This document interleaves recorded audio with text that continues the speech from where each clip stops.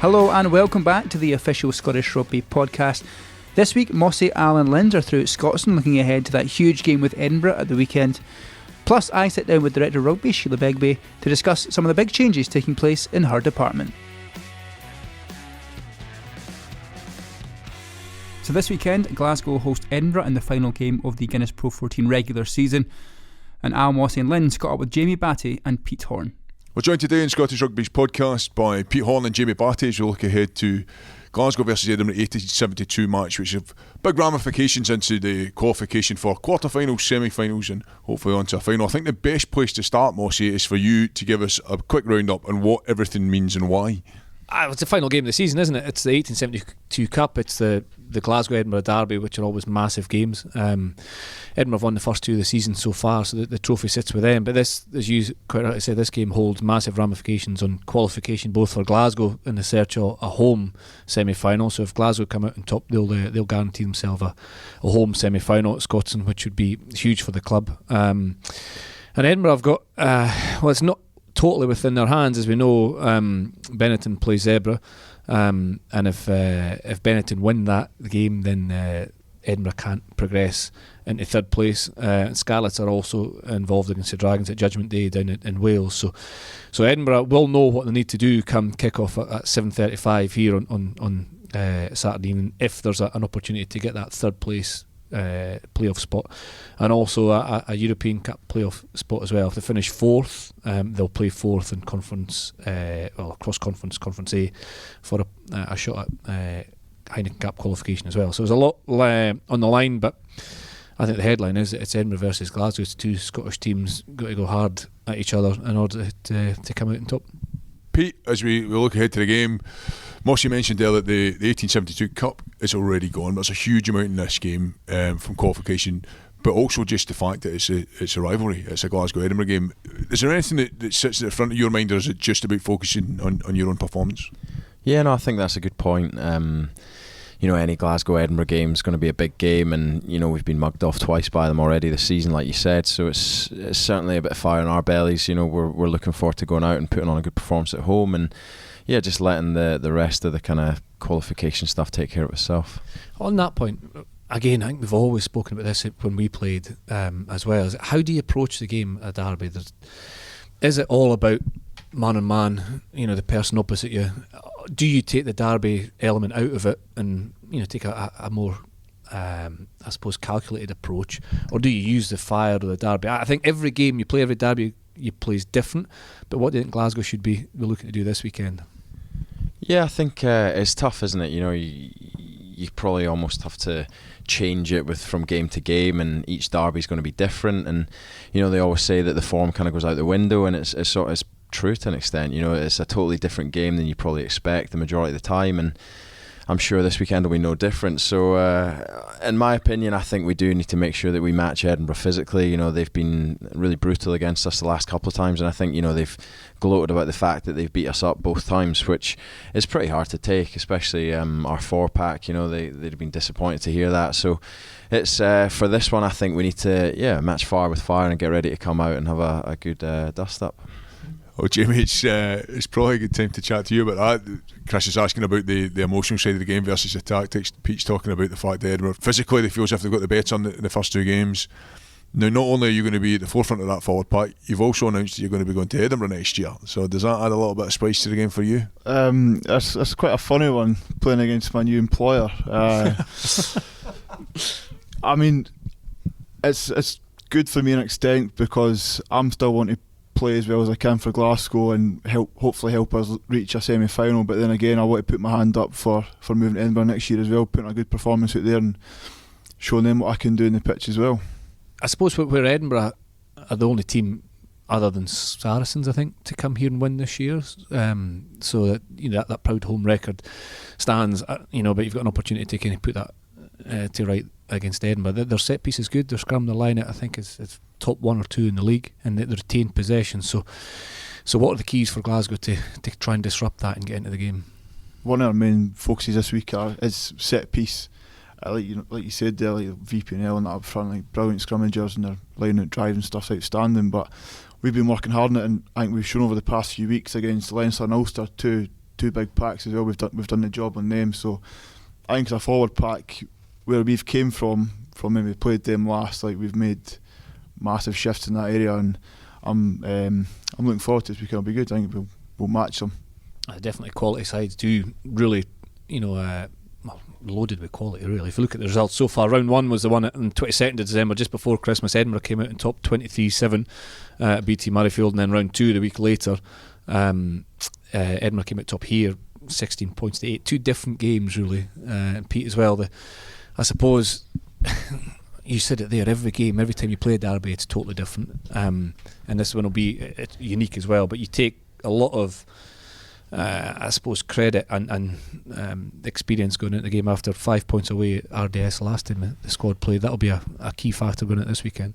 Yeah, I think we can take confidence from the last couple of weeks. Although Leinster scored a couple of tries against us, we did defend. We didn't have the ball for much of that game, and our defence has come on. It's certainly moving in the right direction. But like you said, those last two games, we were almost embarrassed walking off the field. They beat us up. They were more physical than us, and their pack certainly done a job on us. But as well, the backs, they scored some good tries. They've got Stardust sort of sprinkled throughout their back line. So we're up for what's going to be another huge game. And I think, like we said, when it comes to the game, we're going to need to make sure that we're fired up and we're ready to go. But we need to make sure that we don't focus too much on them and just try and prepare ourselves as well as we can to go out and try and secure a semi-final. Do you enjoy them, Pete? Like we were chatting about it off air. Like you're only 29, is that right? Yeah, 29. You've been around here since you were 12 years old. So you played in a lot of these games.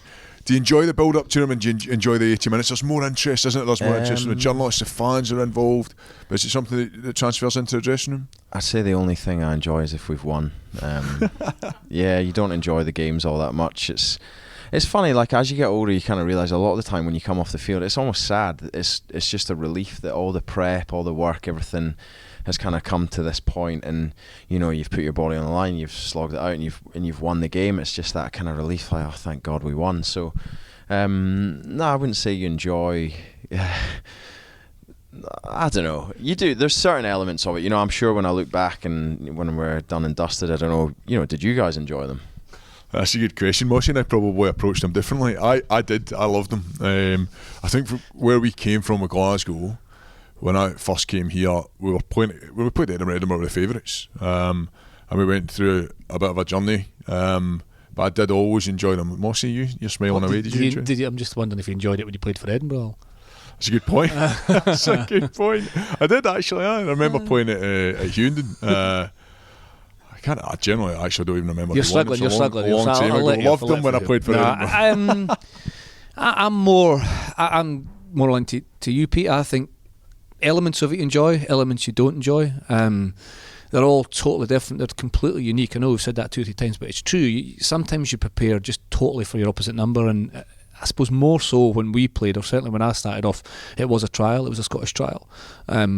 And you were almost, and then went through a process of sometimes maybe not even playing in them because you were held back for international stuff. It was around Christmas, you were beginning to taper down for Six Nations or try and periodise, so you're peaking for Six Nations. So sometimes that Glasgow-Edinburgh game or Edinburgh-Glasgow game became secondary, and there's maybe a period of 2 or 3 years in my career where that was the case, and I didn't enjoy that at all. I liked the fierce rivalry, but I wouldn't say you enjoyed every single one of them. Some of them are brilliant. Some of them you want to forget quickly.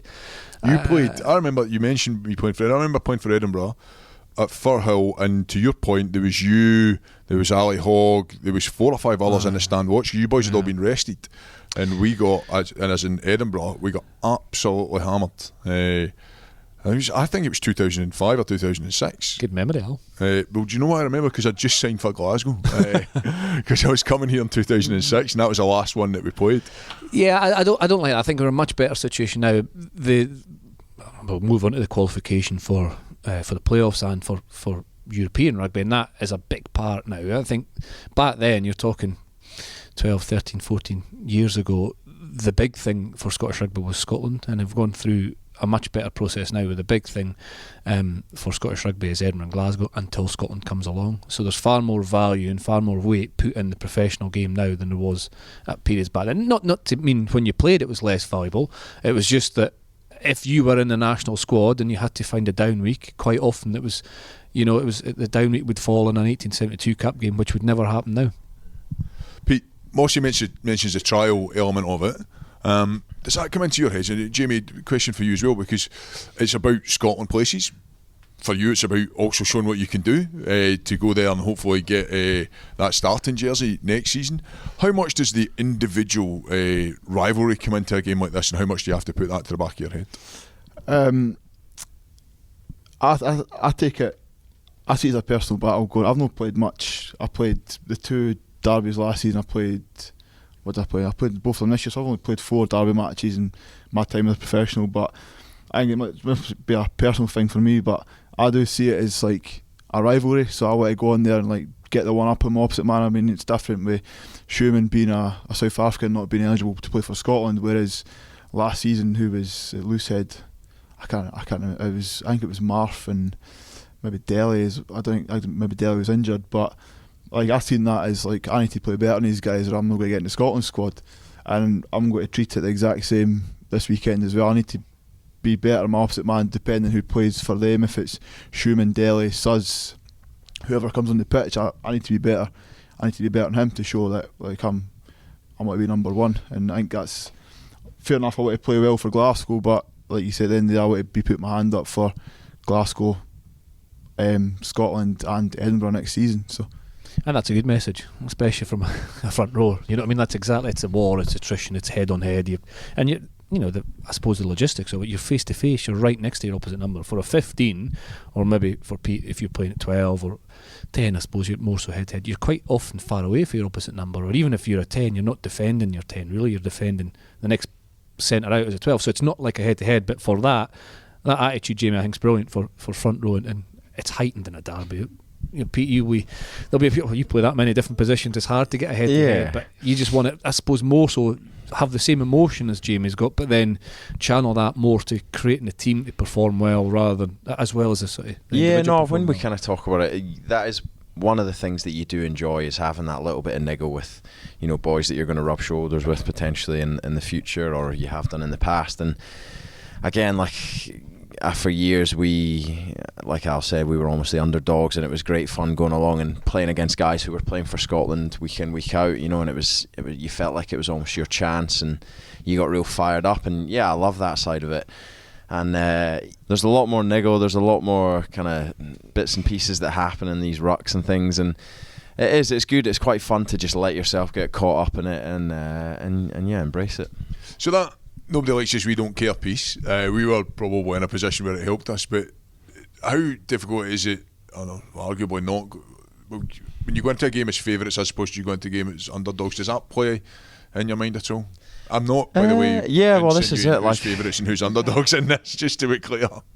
I know it's something that we've talked about a lot, and just our mindset going into these games, and whether, if there was, you know, the media and things have maybe pointed at a bit of arrogance within the squad, but that's not the case at all. You know, if anything, we're nervous coming up to these games because we know, you know, they've won, 5 of the last 6 games that we've played against them. So, you know, they'll be confident. They've got a game plan that, you know, has worked against us in the past, and they'll be confident coming here to do that again. So we're at Scotstoun this weekend, home ground for Glasgow.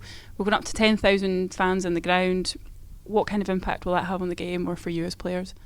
It's always good when you're on at the tunnel and you see obviously the stands are full, people cheering, the flags are flying and stuff, and you get that split couple of seconds, you just notice it, and you really appreciate the fans coming out and watching you play. Yeah, I'd agree. I think we were doing some goal kicking today, and I was out picking up the balls out the top of the stand, and the new stands are looking good. They're looking great. You know, it gives you a great view, and it is special. You know, at the end of the season, it's always my favourite time of the year. You know, it's getting to the kind of business end, and the games are really big. But you know, all the fans and everyone buys into it, that excitement, and that it rubs off on us, and yeah, it can, you know, help you kind of grow an extra. You see, it gives you a bit of an extra boost. Yeah, definitely. That's why we were really keen to get this game at Scotstoun. You know, we've got great loyal fans that come out every week, and the fact that we're going to have 10,000 of them is going to be awesome. Okay, question for you and Al Mossy. Who are you supporting this weekend? Who do you support now? Whereas one away, not Mossy. Exactly. No, I genuinely, I work with both sides. I work with individuals on both sides. You're sitting in your Glasgow kit at the moment. I'm sitting in my Glasgow kit because we're in Scotstoun. I know. Sometimes I have to get changed at Hart Hill, mate, when I go up through Edinburgh. But well, sometimes all the time. You can't go in the wrong place. But yeah, I tell you what. Who do I think will win? I think home advantage is crucial, and I think Glasgow may just sneak it. I think Edinburgh will have a reaction to their defeat against Ulster. They will. But as I say, it's only Edinburgh and Sarah's that have came here and won this year. So Edinburgh can do it, but I just think Glasgow need to get a home win to make that home semi-final. On about the supporters, so to get a home semi-final will be really important as well if the stadium's up to 10,000. I think Glasgow may just edge it, but with Edinburgh's strength in their set piece and the bit they'll have between their teeth after their defeat to Ulster and the fact that it's a derby, you just never know. So are you saying Glasgow or Edinburgh? Are you sitting on the fence? I don't really mind who wins, but I think Glasgow may just edge it. Okay, we'll take that as Glasgow then. Al, you I'm happy to do what Mossy did and just I work for both teams as well, and central role. Where's your tracksuit, Al? I see what I do. What I do, Mossy, is I don't. They're not Macron brogues. I don't go branded with anybody, so it means you don't have to get changed at Hart Hill. Who am I supporting? Let's take the work to one side. You're a Glasgow man. I'm a Glasgow man, born and bred. Grew up watching the team play. If I came here with my boy for 2 or 3 years. I just came to learn from you for 4 years actually, and then I remember telling you when I was leaving. But anyway, so I am. If I come here as a fan, I'll bring my boy and we'll have a Glasgow scarf on. Now you don't take away, I suppose, the history of how you grew up and who you grew up playing as well as the playing. And what do you think will happen though? What do I think will happen? I agree with you. I think it's a derby match, it's very difficult to say, but Glasgow have got there's more in it for Glasgow. I look at that, the route to the final. Now, again, we don't want to get ahead of ourselves, but you do not want to be having to play a quarter final, albeit it would be a home quarter final. If you can get straight into that semi final, then that obviously makes it an easier route into the final. Although last year it probably went against Glasgow. We talked about that about last year because there was a big gap. But I suspect that Glasgow, on the back of what's at stake, as well as the fact that, to Pete's earlier point, Edinburgh have already turned Glasgow over twice this year. I think that will play a part of it. I think the emotion of this game and the motivating factors in this game are very, very important when you go out into that game. Obviously you need to play good rugby, but I think the emotional side plays a big part of it as well. You want to play good rugby. I don't think you need to play good rugby. Yeah, you want. Well, true. If you can win the game, it doesn't matter. I think again, if we look at from Edinburgh's point of view, they, at the moment they're sitting fourth in Conference B, 1 point behind Benetton. Benetton play Treviso, said. Benetton play Zebra, as I said already. So Zebra are the bottom side in the conference. So. That effectively needs to be an upset there for Edinburgh first up, for Zebra to beat Treviso in order for them to progress, and Scarlets play Dragons as well. So you're looking for, as an Edinburgh fan, you'd be looking for Zebra to beat Treviso and Dragons to beat Scarlets, to give yourself an opportunity. And then it's about delivering away from home in a hostile environment against a team who have got a lot to play for in terms of that home semi-final berth. But qualification, we talk about qualification and reaching the knockout stages. It doesn't just come down to kind of one game or the last 2 or 3 minutes. You look at some of the results throughout the season for both Edinburgh and Glasgow that will leave them frustrated. You can point to Edinburgh and Glasgow both lost away to the Kings as well, which is a wee bit disappointing. Those Kings are alright over there. They're good at home, and Edinburgh have lost away to Zebra and the Dragons. Glasgow losing at home to Edinburgh, losing away to Benetton is frustrating. But again, you look at the last round and a 39 points win to 24 at Leinster, 5 points away from home against the mighty Leinster. The season fluctuates, but although it all culminates this weekend, the reason whether you progress or you don't progress doesn't necessarily come down to the final kick of the ball on Saturday. It comes down to how you've been consistent over the season. So Pete, looking beyond this weekend, and I know that's difficult to do, especially as a player, but looking into those final series, we don't exactly know what the makeup will be for Glasgow yet, but there is the ideal of the semi-final, home semi-final, and then a home final, if you like. It will be at Celtic Park, but it means that you don't need to leave Glasgow again What's going on in the past? What are the lessons learnt from the last few years for Glasgow, for you guys to put your best foot forward to be lifting that trophy in a few weeks' time? I think last year, we didn't have very much form at all. We didn't have any momentum going into this phase. Whereas, this year we've had 2 great results the last couple of weeks, and we're desperate to make that 3 in a row. And like we said, secure a home semi-final. And yeah, again, we don't want to look too much further ahead. There's obviously a massive carrot dangling at the end of a potential home final and etc. But we're firmly focused on, like we say, beating Edinburgh this weekend and taking as much momentum into the end of the season. I agree with what Pete says. Thanks very much, Pete and Jamie, for joining us today, and good luck at the weekend. Thank you. Thanks, guys. Enter a new arena for a different kind of battle. This is the ultimate test, the final showdown. Who will take the crown, and who of you will be there to witness this historic moment, this magnificent spectacle? The Guinness Pro 14 Rugby Union Final, Celtic Park, Saturday, May 25th. Get tickets now at pro14rugby.org. Don't miss this. Great to hear from the guys what they expect from this weekend's game. Clearly we've got 2 Glasgow players in there. Mossy, you mentioned during that interview that you work closely with both teams. What do you expect from an Edinburgh point of view? It's massive for them as well. Huge game, isn't it? It's a huge game, and I think Edinburgh, I think they'll quite enjoy the fact that they're coming to Scotstoun this week. They'll probably quite enjoy the fact that to most people Glasgow will be slight favourites, mainly due to the home advantage and the I suppose the results, the last couple of results have had. But Edinburgh, take the last result out of it, the Ulster game, they beat Leinster at home. They went into Scarlets and fought back from being 12-0 down. And Edinburgh can win this game. So I think they'll look to their strength and their set piece. We said before, we'll look to retain possession. They won't want to kick loosely and bring Glasgow's counter attack into it. And I think the biggest motivating factor, which is sometimes it's not a great thing if your motivating factors are negative, but it's the performance against Ulster last time out. Richard Cotterill and the coaches and the players, they won't want to go back and use it as a driving factor, but they were so disappointed with how they performed after coming from behind away at Scarlets, after beating Leinster at home. And in some ways the performance against Munster in Europe at home, there were so many quality elements to it. So I think Edinburgh feel as if they let themselves down against Ulster. That, married to the fact that you're playing your local rivals away from home that you've beaten twice already, and you can do a 3 wins and a bounce in a season, will be pretty strong motivation for them. So it will be physical as it always is. I think the weather's to be okay, not great for this time of year. Maybe a wee bit wind and a light drizzle at the moment. It says in the Glasgow phone. weather. Classic weather. So yeah, I expect Edinburgh to be vastly improved on their Ulster performance. And as I say, as a derby, it's hard to call. I just think home advantage may tip the balance, but I wouldn't be surprised if I'm totally wrong. I know a lot of these derby matches are they're one at the bottom level. Like Jamie is clearly, he's got that emotional side attached to it, that the rivalry element. But they're not necessarily games where you see free-flowing rugby that the backs turning into it and playing incredibly well. And actually, when you look at Edinburgh's pack and the performances they've put in, well, you mentioned the Ulster match there.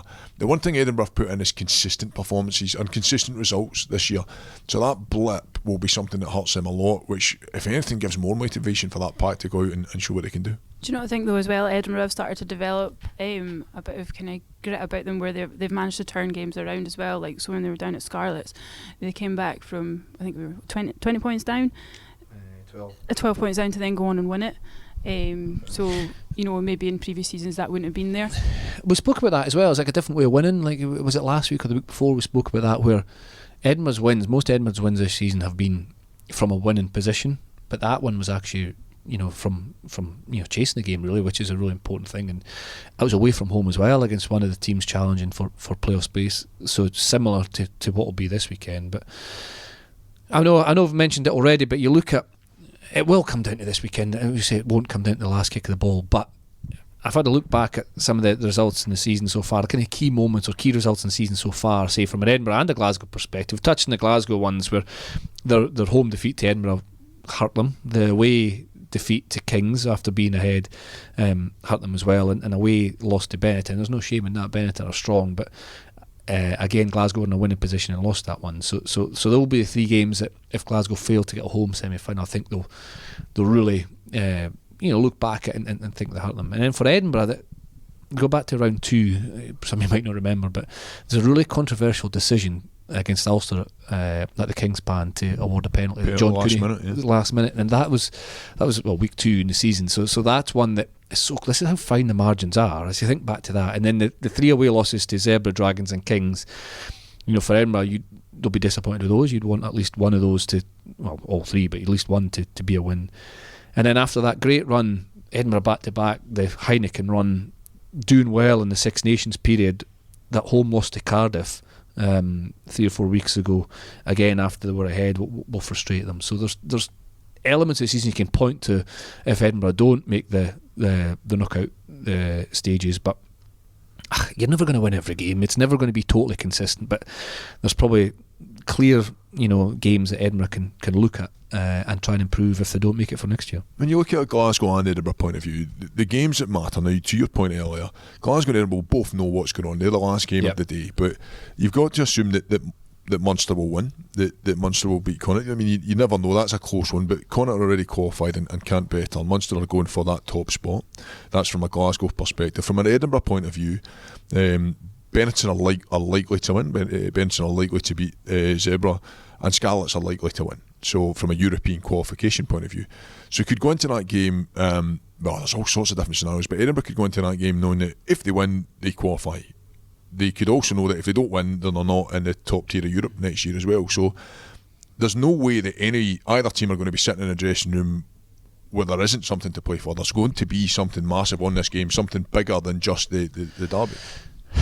Yeah, but again, how does that actually come into your thinking when you're in the field? That's I think supporters wise, I think preparation wise, maybe being aware of it is really important before you go into the field, but it's not going to change how you make a decision unless you're chasing a bonus point in the last minute or something like that. But in terms of what you do as an individual, it doesn't change. You're going to win that game. Simple. That's all you can affect is what's happening in the next 80 minutes. Where I suppose messages coming from the touchline maybe as to if you're chasing that extra bonus point, or if you're Glasgow for instance, if they are behind and then a losing bonus points enough rather than a win, whatever it may be, you don't know, there's so many permutations, it has an effect there. But I think that has to be almost secondary in your mind as an individual. As a player, you go out and you perform as best you can and get on with it and deliver and win the game, and wait for any other messages that come on in order to change that. Because Munster obviously kick off at the same time as Edinburgh. Munster play Connacht at 7:35 at the same time as Glasgow play Edinburgh. All the other games are earlier. Dragon Scarlets 3, the South African derby at 4:30 in the afternoon. Zebra Benetton's 5 o'clock now. It was earlier, but it's now 5 o'clock. And Cardiff Blues Ospreys and Ulster Leinster both at 5:15. So all the games are out of the way, other than the Munster Connacht and the Glasgow Edinburgh that tee off at 7:35. And moving away from the 1872 game, there's obviously a massive day on at BT Murrayfield, all throughout Saturday as well, as Silver Saturday comes into play, and they'll hopefully be incredibly well supported. Lindsey, you got some details on who's playing who and when? First up we've got the men's bowl final. That's Dundee Uni Medics versus Aberdeenshire, so a bit of a Cali derby there, I suppose. And then I suppose you've got Heriots playing Ayr again for the 4th time this season. Now Ayr just edged it in the Tennent's Premiership League final, so it'll be interesting to see what kind of match we get there. And I think obviously it's in Edinburgh, so what do you think? Ayr won the Premier final, didn't they? 29-23 at Millbrae. Hard fought game, late win really. Would you expect an Ayr double, or do you think Heriots can do it on a neutral venue, let's say? Been a bit of a Westie, I think I might back Ayr. But I was at the league final, and both teams totally went for it. Ayr just hung on and were a bit more clinical near the end. So yeah, I think it's shaping up to be another Really good match between those two clubs. That's you on that fence. You were accusing me of being on, Lindsey. Move over. Let's get Alan on this. And then obviously in the Sarah Beanie Cup, you've got Hillhead versus Watsonians in the women's final. Bit of a rerun from last year. I'll not ask you who you want to win that one. Yeah, I'm not sure. Al, who you supporting in that one? It's a great day, isn't it? Silver Saturday. It's great for the clubs, and we've said it, a number of occasions. I just love when you get the opportunity. Players get the opportunity to play on the national pitch, and it's great for the emotion, the pride. But the other wee bit that I quite like is the players who've never played it before then get to appreciate how big it is. So they come flying at the tunnel, give it everything. 15 minutes in, everyone's exhausted because the emotional energy's through the roof, and you actually think, this is a big old space. I just love that raw enthusiasm, passion for the national pitch, and I suppose it claims a few victims as well. That big old pitch. You had a few run-outs for Gala in the cup final, did you not? Cup final once, yeah. 1999 we won it, and that. Was it? What were you playing? Were you 10? Yeah, I was at 10 for Gala versus Kelso. A convincing 8-3 win. But that was the first time I'd ever played on the national pitch at Murrayfield, and I'm probably saying it because it's what I appreciated or I felt, but it's a massive pitch. And the Sarah Beanie Cup final international pitch, 5:45 live in BBC Alba. Yes, BBC Alba. I am. I'm not sure if Hugh Dan's there or not, but yeah, I'm doing a bit of analysing of the game, so watching Hillhead take on Watsonians. It should be a good day. I think it's the first time that game's been shown live on BBC Alba, and it's also, they've got the kind of prime time kick-off spot as well, which is really good for the girls and really good for the game. So if people can't make it along, then a good opportunity for them to watch the two top women's sides in Scotland going head to head. And as you say, it was a rerun of last year. Last year's was a cracker as well, wasn't it? Some quality. Oh, it was fantastic. From your point of view. Yeah, no, it was really good to be involved in. But as you mentioned before, it's a massive day for a lot of players. It's a kind of once in a lifetime opportunity for some of them to play on the big pitch at BT Murrayfield. And I think just for clubs to be involved in a big day like that, celebrating all their successes across the season, is really good for them. And a lot of international women's players, Scotland international players playing in that as well, isn't there? Yeah, I think Hillhead have got 4 or 5 playing. I mean, I don't know the teams, but or the lineup yet. And then Watsonians, yeah, they've got a handful as well. The likes of Lana Skeldon, Megan Gaffney. So yeah, there's some really good players, but then there's also some new players coming through as well. So big opportunity for them to show what they can do. So Silver Saturday, this Saturday at BT Murrayfield. Good luck to all the clubs involved, and of course to both Glasgow and Edinburgh at Scotstoun Stadium. Come on, Glasgow.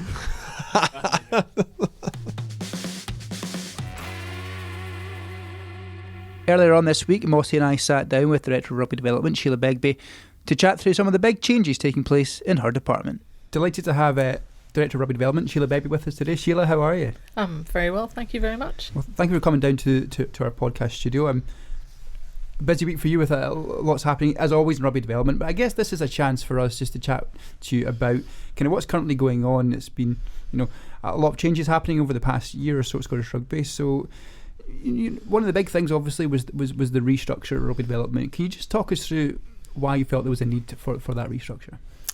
Well, we really felt that we wanted to provide increased support for the clubs and for our schools.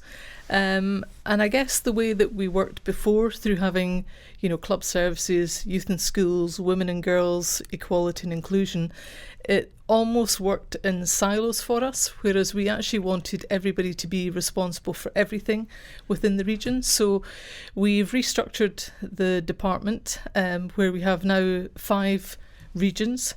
We have 5 regional directors. Each of the regional directors are responsible and accountable for the development and the growth of the game within their own specific regions. We have 5 regional coach development officers, and each of these coach development officers, their role has been realigned so that they're working now within a specific region. We also have 5 regional administrators working in the regions. So for us, it's about having an increased footprint in the region and really making sure that we've got a much more focused approach around what we do with the clubs. And the roles and responsibilities of each of the, say, the directors, regional directors, will be quite similar, but the challenges will be different, won't they? I mean, from one region to the next, and that, I suppose having that direct contact in the region should hopefully overcome these challenges quicker. Yeah, and absolutely, what we're being quite clear is that this isn't a one-size-fits-all. This is about finding local solutions for local issues, and what are issues in Caledonia North will not be the same issues that as we have in the game in the Central Belt. So it's very much a really focused, regional specific approach. And what has been the kind of feedback from the club so far? What have they came back with and said about these new approaches and new directives? We've had really some fantastic feedback from the clubs in terms of the amount of contact. Certainly we've had statements like, my goodness, we've never had this amount of support, or we've never met somebody from Scottish Rugby on so many occasions. We actually had one of our staff who went to a club in Caledonia North, and they actually asked to take a photograph of him because they were saying, we've not seen somebody from Scottish Rugby in the clubhouse for such a long time. Can we take a photo of you to put on the wall just in case you don't come back? So we've really had great feedback from the clubs, which is excellent. Did that person put expenses in for modelling career? That person's no model. Overall, in 5 years' time, what's the objective? What do you want to see come out of this in 5 years? So for me, I would love to see us having in each of the regions a shared vision in terms of how do we collectively take the game forward? How do we work together to make the best and maximise the opportunities for the game within the regions? So if we were to have that shared vision with everybody pointing in the same direction 5 years' time, that would be absolutely an amazing achievement from not just the clubs and volunteers, but from our staff as well. Sheila, we had Gemma Fay on the podcast last week. She's obviously now the head of women and girls rugby, a position which you took over when you first came to Scottish Rugby. Looking back now, since when you started and where you are now, at the women's game in general, you must be happy with the way that it's going. I think there's been significant progress made in the women's game in Scottish Rugby. I would say that the women's game was previously managed through the Scottish Women's Rugby Union and then was integrated into Scottish Rugby in 2012. So I think the progress that's been made in a few years with significant support and investment from Scottish Rugby, with having a specific staffing group looking after the women's game, I think it has been fantastic in terms of the women's national team. And I think that seeing the sevens in Hong Kong and getting to the final was just amazing. And the next bit that Gemma has to do is to make sure that the women's team now qualify for 2021, which it's a big target for them, but I think it's something that could absolutely happen. And I think that would really propel women's rugby into a different sphere if that was the case. And we see really what's happening around women's football, not just in Scotland, and in fact probably in terms of women's football in other areas. There is a lot happening. The FA just signing up Barclays on a 12 million deal or 10 million deal over 5 years. And then you hear about what's happening in the USA. There's big things happening in women's football. It's about to explode. And the audiences that they're now capturing, one of the Spanish games recently had 62,000 people at a women's club match. So I think football has got a great opportunity, and I would love to see rugby going down the same route and having the same opportunities, and our players having the same opportunities as the female footballers are having. And if we just go back even further, Sheila, I don't know if this is true or not, but is it true that you went to school with Irvine Welsh? Is that true? I went to school with Gordon Strachan. But Irvine Welsh went to the same school as me, and I feel that maybe we should have taken a copyright out on the name Begbie. I was going to say, yeah. So the rumour is that he stole that name for the character. I think he did. He did. But I hope I wasn't Frankie. There's no parallels there whatsoever. You're completely different people. But yeah, no, I heard that. That's fascinating. So Gordon Strachan, was he in your year at school? He was, yeah. And so do you know Gordon? Do you still stay in touch? I do actually, and when he was appointed the national coach at football, I was walking up the corridor one day and I hadn't seen him for, I don't know, about 30 years or something, and he was like, "Oh my God, Sheila, how are you doing?" So we kind of had a chat about our school colleagues and what they were doing and stuff like that. So yeah, Gordon was the local hero when I was at school. He was signed with Dundee at that point, and then went to Aberdeen or Hibs and Aberdeen, and then down to Manchester United. So yeah, the boy did well. So Sheila, it's a big year for rugby. The 2019 Rugby World Cup in Japan was only about 5 months away now. But you'll have plans around that, before that and after that. Just what are some of the things that you'll be doing and your team doing in and around that time? But the Rugby World Cup presents some fantastic opportunities for our department. But some of the things that we're doing over the next few months in terms of the game will be, we've got a summer roadshow up to the Highlands and Islands. So we're going with the president. We're going to be working with 22 clubs. So doing a sort of variety of coach development, coach master classes, looking at how we develop volunteers, doing tartan touch and other game formats when we're with the clubs. So not only are we visiting some of the clubs in the Highlands, but we're also going to Orkney and Shetland as well. And that really is about us saying a big, big thank you to the clubs and to the volunteers up there for the really hard work that they're doing within the game. As well as all of the different activities. I'm sure there'll be some barbecues and some alcohol imbibed as well when we're there, which will be great to develop our relationships. We're also going to Iceland, so we've got a group of volunteers next month in May. We're going to Iceland. Iceland, a population of 330,000 people. So we're going to see the Icelandic FA, who have punched well above their weight, both in terms of their men's national team and their women's national team, both gone to European Championships, World Cups, etc. So we're going there to look at some of their club models, and we're taking some club volunteers to look at the models of how do they develop their coaches, how do they develop their players, what is the link between some of the great facilities they've got and how they work with local authorities, etc. So looking to see if we can find some really good positive practice that we can bring back to Scotland and maybe adapt. Thank you very much for your time and coming down. It's a busy time for you. We look forward to getting you back on to discuss where these things are in the future. Thanks, Jamie. Thanks, Chris. Thanks very much for listening to the official Scottish Rugby podcast. If you enjoyed it, please give us a rating on whatever platform you're listening to, and we'll be back next week with more exclusive chat.